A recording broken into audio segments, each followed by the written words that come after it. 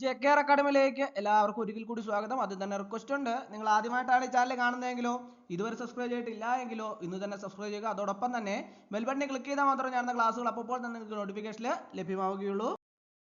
തത്തുല്യ ഉയർന്ന യോഗ്യതാ മാനദണ്ഡങ്ങൾ പരിഷ്കരിച്ച് ഉത്തരവിറക്കിയിട്ടുണ്ട്.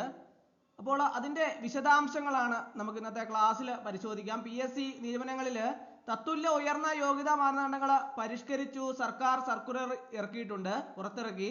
ഉദ്യോഗസ്ഥ ഭരണപരിഷ്കാര വകുപ്പ് ജനുവരി 13 പുറത്തിറക്കിയ റൂൾസ് 2/95/2024 ഉപഭവ നമ്പർ സർക്കുലറിലാണ് ഈ വിശദാംശങ്ങൾ ഉൾപ്പെടുത്തിയിരിക്കുന്നത്.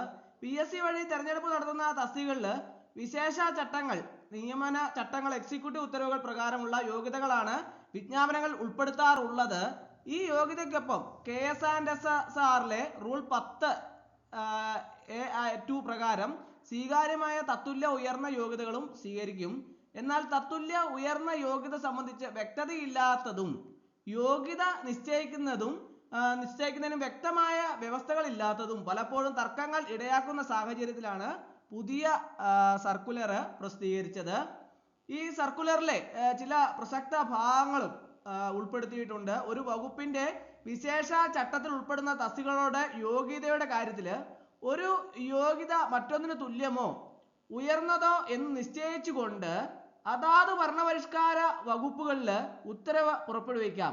ഇപ്രകാരം ഉത്തരവ് പുറപ്പെടുവിക്കുന്നതിന് മുമ്പ് ഭരണ വകുപ്പുകൾ ഉന്നത വിദ്യാഭ്യാസ കൗൺസിലിന്റെയും ഉദ്യോഗസ്ഥ ഭരണപരിഷ്കാര വകുപ്പിന്റെയും PSCയുടെയും അഭിപ്രായം തേടണം.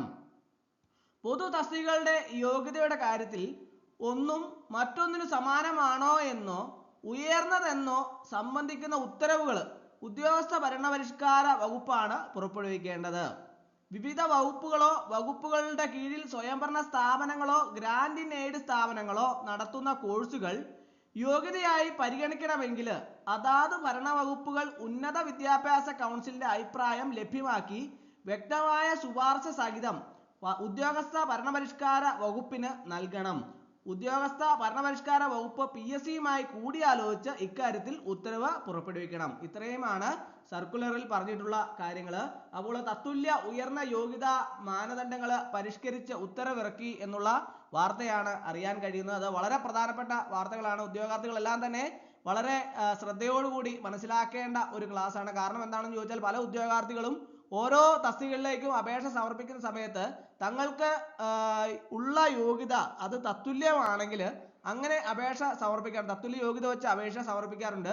അങ്ങനെ വരുമ്പോൾ ഈ പുതിയ സർക്കുലറുകൾ ഉദ്യോഗാർത്ഥികളെല്ലാം തന്നെ പ്രത്യേകമായിട്ട് മനസ്സിലാക്കിയില്ല എങ്കിൽ ഓരോ തസ്തികകളിലേക്കും അപേക്ഷിക്കുമ്പോൾ അതിന് അനുബന്ധമായ മാനദണ്ഡങ്ങൾ പാലിച്ചാണോ എന്നുള്ള കാര്യങ്ങളെക്കുറിച്ച് വ്യക്തമായ ധാരണ ഉണ്ടാകണം. ഇല്ലാത്ത പക്ഷം അത് തങ്ങൾക്ക് പിന്നീട് റാങ്ക് ലിസ്റ്റ് വന്നാലും റിജക്ട് ചെയ്യാനുള്ള സാധ്യതകൾ ഉണ്ടാവുന്ന ഒരു സാഹചര്യമാണ് ഉണ്ടാവുന്നത്. അതുകൊണ്ട് തന്നെ തത്തുല്യ ഉയർന്ന യോഗ്യതാ മാനദണ്ഡങ്ങൾ പരിഷ്കരിച്ച് ഉത്തരവിറക്കിയതിനെ കുറിച്ച് നമ്മുടെ ഈ ക്ലാസ്സുകൾ കൃത്യമായിട്ട് നിങ്ങൾ എല്ലാവർക്കും ഷെയർ ചെയ്ത് എത്തിച്ചു കൊടുക്കണം. ഒരിക്കൽ കൂടി നന്ദി പറഞ്ഞു നിർത്തട്ടെ. നന്ദി, നമസ്കാരം.